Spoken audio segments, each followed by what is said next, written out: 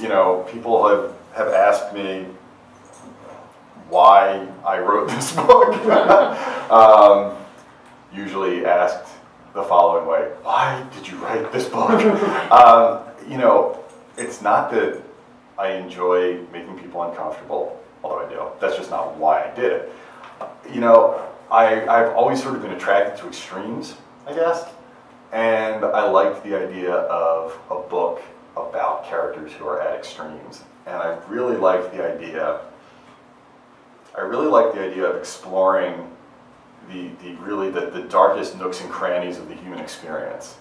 And I sort of have this feeling that serial killers, they're like the 20th and 21st century version of the boogeyman, you know? We've all figured out at this point there's no such thing as vampires and werewolves. You know. Oh, I'm sorry. Oh, God. I know. Stephanie Meyer's going to kill me. But you know, and I think that in a world that, you know, where science has killed a lot of the old superstitions, we always need something to be afraid of. And serial killers are an interesting thing to be afraid of. You couldn't design a better monster.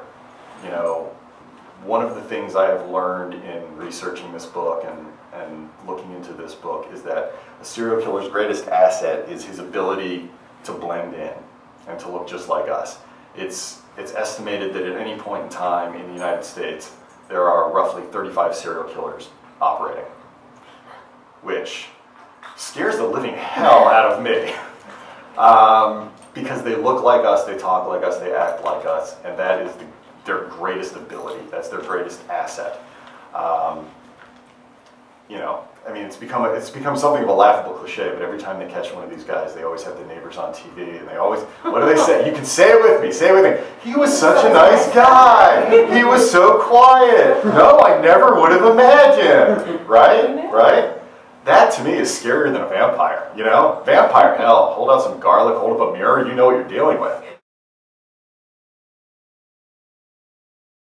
No, I mean, there were some things that my editor was concerned went a little too far. You know, I can't remember toning anything down.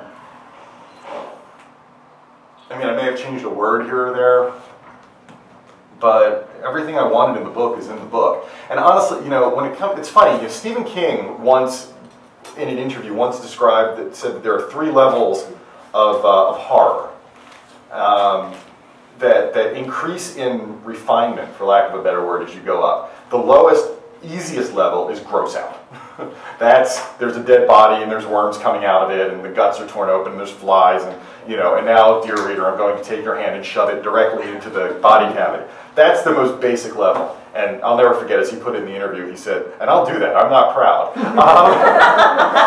And there are times I do that in here, but then he describes how there are other levels of finer levels that don't rely on just simple damage to the physical form, things that disturb you on a psychological level, on an emotional level, and that's what really I'm more interested in doing in this book and in this series. You know, the second book gets more gruesome because second book, you gotta up the ante, you know? I don't want people to think we're going soft, but also psychologically it becomes more difficult as well. You know, there's a scene in here that I won't go into because I don't want to spoil it for anybody, but there's a scene in here that is the worst thing I've written in my life. And it's not about the blood, and it's not about the gruesomeness. It's purely about the psychological, you know, drilling that Billy Dent has done to his son's mind.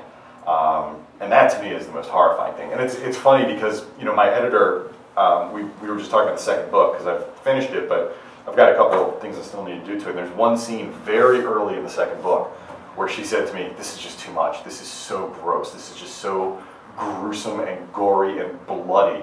Like, can you tone it down at all? And the thing, to me, my reaction is, well, yeah, it's gruesome and gory and bloody. So what? Like, that's the level down here. Who cares? Like, the stuff I do later in the book at this level of horror, like, why are you, that stuff doesn't bother you? Like you know, hey man, parts is parts, you know? Once they're dead, they're dead. So it's interesting, you know, people have different thresholds for different things. So I'm always, but I'm always trying to push the envelope because I feel like if I can't make myself upset and if I can't disturb myself, I'm not going to bother anybody else either.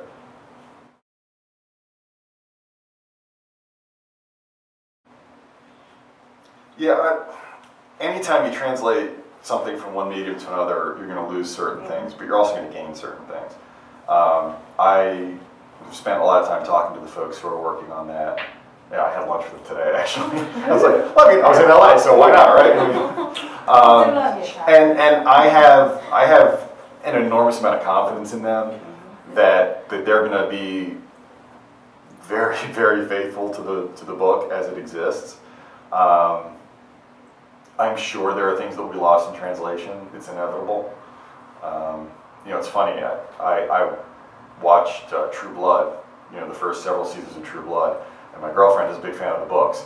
But when we talk about it, we're talking about two completely different stories. You know, it's like the names are the same, everything else has changed, and that's fine. I mean, I'm fine with that. You know, that's something that happens, and I'm sure that should the show go forward, you know, I'm being cagey about it because who knows. Yeah. Should the show go forward, I'm sure that there will be things about it that will make me go, why did you do that? But I'm sure there will also be things where I will go, damn, I wish I could have done that in the book. You know, I mean, there are things you can do in a moving medium with sound that you can't replicate on the page, just as there are things you can do on the page that you can't replicate in a movie. So I'm really curious to see how it goes. I feel really good about it so far.